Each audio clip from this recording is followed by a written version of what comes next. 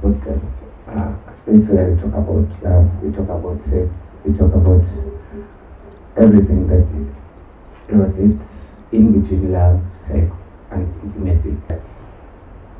Uh, what really makes or end up resulting to perhaps the healthy relationship? Because uh, trust me, some of the couples who do this, they feel like that's when their relationship is healthy. But if you are that couple when ukiamka it's a hell, that day peke yake unaomba tu iishe, then the next day the same, you'll be like, what's going on? Where did we go wrong? Like, where did the rain start beating us? You see, you figure out and you get to see like there is no answer. Maybe there is, because unapata to some extent some relationships run smoothly. They really do run smoothly to an extent whereby uh, until the maybe one of the partners starts using drugs and all that. That's when now everything changes. Now that's when now the world turns against them, of which they tend to figure out like if they could help the situation earlier. I mean, they won't be like where they are at that point. And then the others also be like, you see, the toxicity of the relationship comes to a point whereby now you keep talking about killing one another. I mean, that's not healthy relationship. You see, those couples who feel like if we don't argue, and then the day is not complete. If we don't fight, then we are not. Our day is not complete. Those couples they end up like being in a situation whereby now they just want to kill one another, of which it should be the case. That should never be the case at all. So there are those factors that perhaps might result to unhealthy relationship. And when we do them well, when they are done well, actually, we find that the relationship that used to be toxic ends up becoming the best relationship that both of you have ever imagined of. So number one thing is the communication. We find that most couples, used those that are used to fighting like on a daily basis, you spend a whole day, you've not talked to your partner, and then you go back home. Any issue rising, even the slightest issue that should be resolved at that point, you'll be like, you want to fight. I mean, you are like, that's the beginning of fighting. I mean, communication is the key thing. When you have a communication between the two of you, you talk to one another like the whole day. I mean, with the time, this relationship will like move from the stage where it is to a better stage, because during that process of communication, now you talk about all that is facing you, all that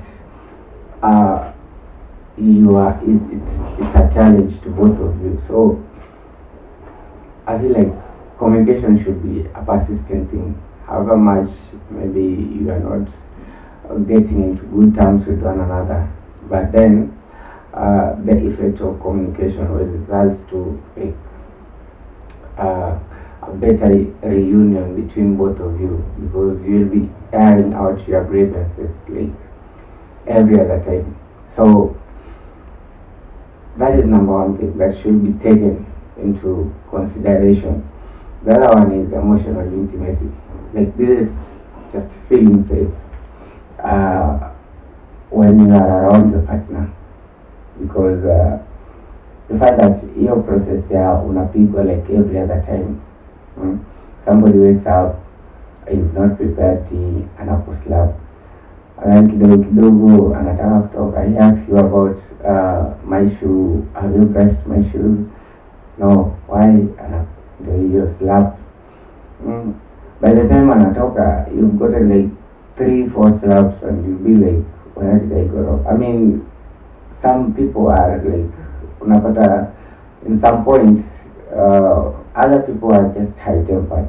They don't know how to control their temper. Like the slightest thing it triggers them.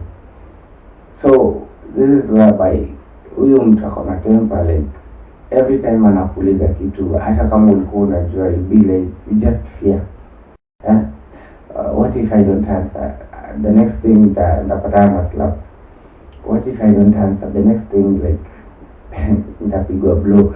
And these high tempered people, I mean, like if you realize you have such a person, then before before the situation gets worse, I think it's best to maybe see someone who can help, like a therapist who can talk to him, like give him all that procedures of calming down and all that. Because trust me, kama ni asubuhi umepigwa slaps, then jioni ikifika, when he's coming back home, you just be like, hey, now what will he be coming back with? Maybe ametoka na stress za kazi, is high tempered. You see, that one now itakuwa too busy, and pengine amerudi, on the other hand amelewa as well, is on the use of drugs. So how will you help such a person? I mean, it's you personally as a partner, it makes you like feeling uncomfortable. It makes you fear for your life, in the name of like you should be safe with him. You see, now it drives away some feelings towards the guy. I mean, you can't, like, at some point you feel like, okay, now I have a problem, but now huyu hii shida niko nayo, if I tell this guy mwenye ameshinda kinipiga, I mean the communication becomes less, because most problems that you feel like this partner should be able to be solving for you, or you talk to him about,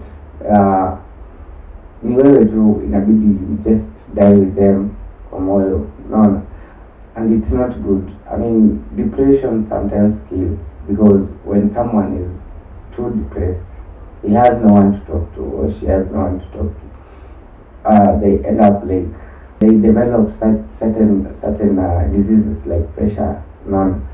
And this utapata mtu hakuwa izaliwa na pressure, but ameipatakiwa kwa ndoa, reason being she or he can't help, or can't talk, can't like be in a position to express himself or herself to the partner, because maybe the partner hawako in a good term. And so, like, generally they are not in a healthy relationship whereby they can talk about their ideas, their views, their feelings, they can express themselves. I mean, you see, so this is whereby mtu unapata tu kitu kidogo tu imfanyikia mbaya, ameanguka chini na nivo ameenda. It's not because like amepigwa na mtu ama nini. It's because this guy has been developing a certain disease of which wewe mwenyewe, you as a partner, you've not been taking keen interest in her or him, and so you be like everything is fine till that day whereby anguke, and then that's the last day of him or her. So at some point I do feel like we should always be in a relationship where we can express ourselves. I mean, ukipata unapigwa like every other time, that's not a relationship. I mean, those guys who always say like, without quarreling, your siku is not complete. Without me being beaten, that day is. I mean, that's not a relationship. That's not like a healthy relationship. That's a wrestling. I mean, not a wrestling like every other time you have to fight, and you are fighting for something that hata ukiangalia it's not even worth fighting for. I mean, mutual respect. You see, this is where when you get married, and then you go to, like, for example, the honeymoon thing. You go to honeymoon, you enjoy yourself and all that. you're just getting married, and then 2 days later you go to honeymoon, do all that, and then you enjoy yourself. I mean, you've not known one another for the longest time. There are those who get married after knowing one another for like 5 years, or 6 years, or 10 years. But there are those who like we've met today, and if you catch you in your box, 2 3 days I propose to you, and then in a week's time we go do a church wedding. After that I give you promises of like I take you to honeymoon to Diani and all that, of which I end up like taking you. But now the thing is, don't you think that we've rushed? Of course, some will figure out that we have not rushed anything, but then on the other hand, don't you think like we've rushed the whole thing? Like 2 3 days I propose, the next 1 week I marry you, do a church wedding, and then the other. I mean, okay, we can say like this is a kind of lifestyle that perhaps most or some people or some ladies would wish or would want, or even the men would want. But then I feel like you should be knowing one another. This knowing one another will be the benefit of that mutual respect. Like you know my flaws, I know your flaws. Like you know where if I step on a certain part, then that's your limit. I mean, that's what I'm saying. Knowing one another, because utapata in a scenario whereby after mmetoka honeymoon and then somebody develops a certain character, your partner develops a certain character, and you'll be like, what is this? Why are you showing me? What are you trying to prove? But then easy character, you never learned them before, so that's the first time you're seeing them. And with time the same happens, it repeats itself, and then unaonanga ni kama ni madharau, but you never took that time to like kumsoma. That's when unapata mtu ametoka honeymoon, like in 3 4 days time they have broken up. You wonder, what happened? Where did we go wrong? I mean, tumefanya hiyo process yote within a month, and then the next month we've broken up. Like hatujaelewana, like we haven't understood one another's character, because that's when we introduce new characters. Because wakati now nimeshakuoa and all that, taking you to honeymoon, when that ownership thing comes, and then you feel like I can just do anything because this is my husband or this is my wife, not knowing that character is something that you need to take interest on. I mean, something that will give you peace of mind. What's it going on to every other time you'll be like, you always feel like you regret why you did marry her or him. You see, so that's where the mutual respect thing comes in. Like you don't value one another the way you used to say. You no longer treat one another the way you used to when you are dating, or before now coming to settle in. It results, or it changes to like bringing up a good and a healthy relationship. Trust me, ukiwa na mtu anakuheshimu, if you have someone that respects you, you see, you have someone that values you, you have someone that anajua your flows, like down, upwards, anajua all of that, and then trust me, that relationship will be very very smooth, because you understand one another to that point, and so you'll be having a very healthy relationship at the end of it all. There is the other one, which is the quality time. Spending quality time together.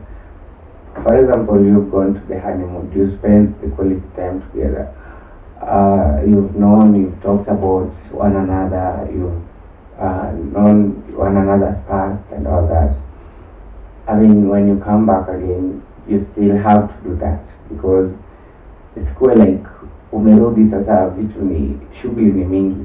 and then you'll be like you don't have any time. You don't have time for your partner. It's clear that now wewe na nyumba, you are like two things. You see, unatoka asubuhi, you come back later in the night.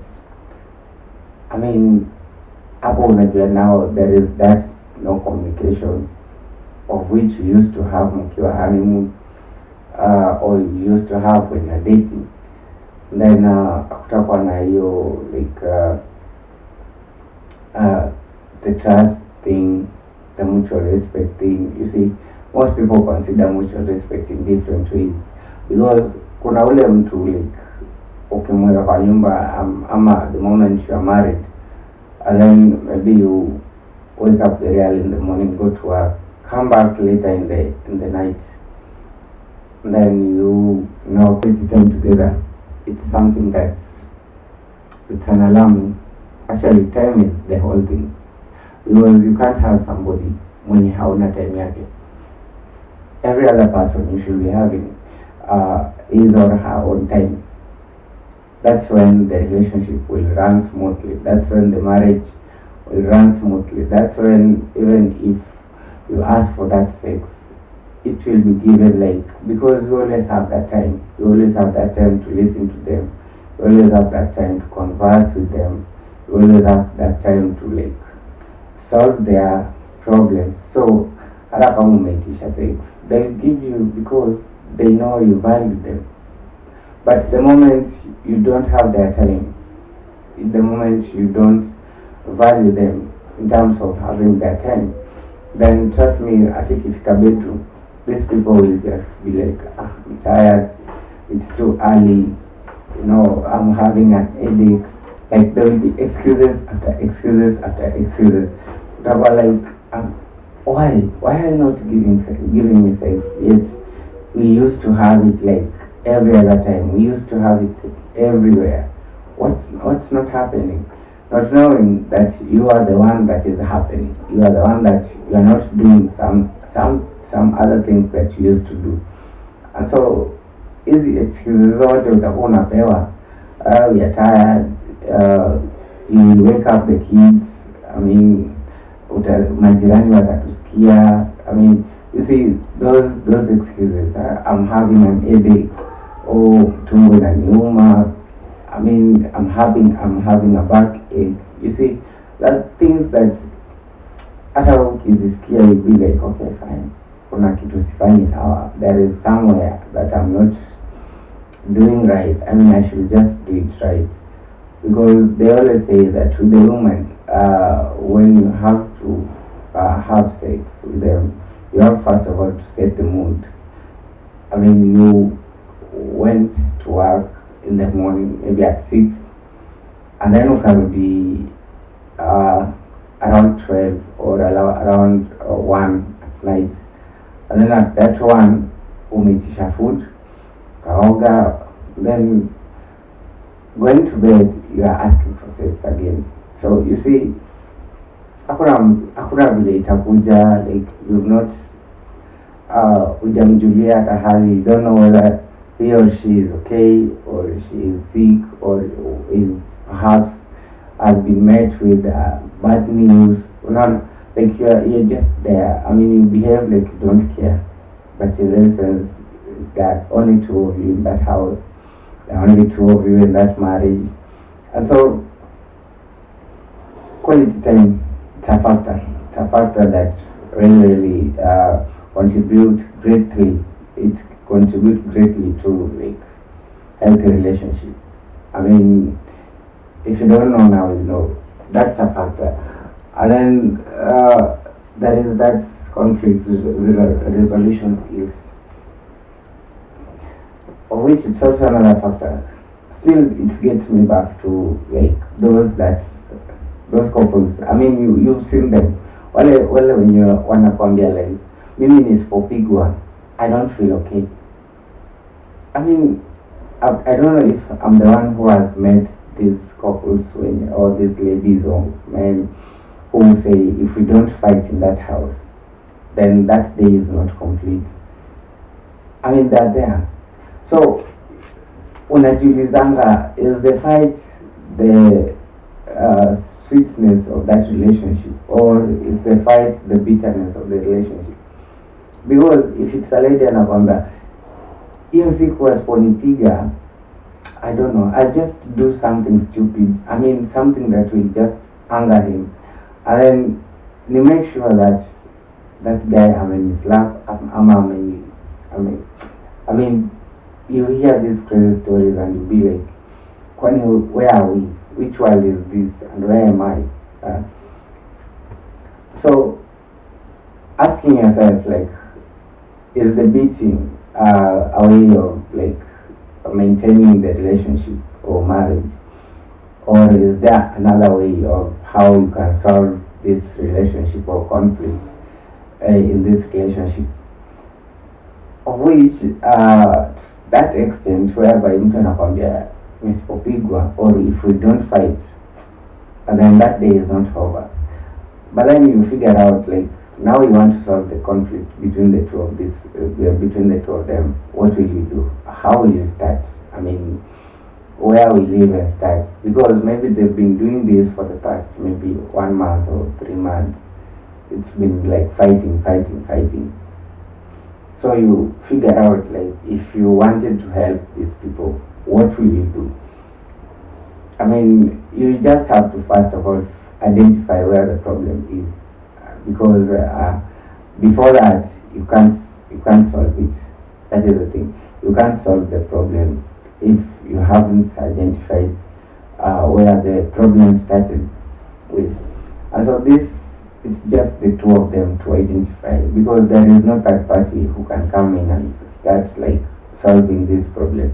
As mangandoa ya watu wawili, you just leave it, because hao watu wawili hujui walipatana aje. You don't know how they ended up getting married to one another, or proposing, or doing that wedding. You don't know what they've gone through. So anytime you see them like fighting, you just back off, because you can naenda hapo unatenganisha, kumbe that's the last day of seeing the light. So ndoa ya watu wawili, you just leave to them. They know where the problem is, they know how to solve it, they know who started what and where, and so they know how we will end this problem. So that is another factor that contributes to healthy relationship. The other one is shared values and goals. Actually, it's a factor, because unapata ukiwa kwa ndoa, of which I've had most ladies complaining. There was one that just told me, we had that video of the last episode. This lady was telling me, like, I have this guy who I've been dating for like 2 years, 3 years, but now every time this guy speaks of the goals that he wants to achieve, every time that he talks of the ideas, the values that he wants to achieve in life, he always says, like, with the person that I will have by that time. So the lady was asking herself, like, who is this person that you will be having at that time if it's not me? Because I'm here at this time. Why are you saying that with anybody or with anyone that I'll be having, like, by that time or in the near future? And so you find that kind of zina demoralize mtu, because where uko hapo, you are there to support. The meaning of sharing the values and ideas and the goals is for your partner to actually contribute the idea, and that contributing the idea is supporting you. I mean, you are telling the partner that in 2-3 years time, I think we should be having our own home. We should be like, we should have bought the land, built, and now we are just in our own. But then, ukimwambia, like, in 2-3 years we'll be, I'll be having, or I shall have like settled with the person that I'll have at that time, and building a home together and all that, you're putting this relationship at risk. You're putting it in danger because your trust, first of all, it's not there. It means you don't trust the partner, and it means you don't value him or her, and so the relationship, it's at very, very great risk, or the marriage is in a very great risk, because it means you still have another person that you want to settle down with apart from the person that you have. So that's another factor that we should also healthy and physical intimacy. So healthy and physical intimacy. This is definitely the part that we just talked about, but just like I said, you are at work the whole day, and then you come back late at night, you ask for food. After that, when you go to sleep, now you ask for sex. I mean, it won't be given to you. The excuses that I just mentioned about being tired, I have a stomach ache, kitchen and humor, we'll wake up the kids and all that, the neighbors will hear us. You see, I mean, those are not just excuses. Those are excuses that tells you that you should be doing something. There is something that you're not doing. You see, there is something that you're not doing that you should do. And so whenever you ask for that, and then you've not done all this that you should do, then trust me, there will be no sex. I won't give you any sex.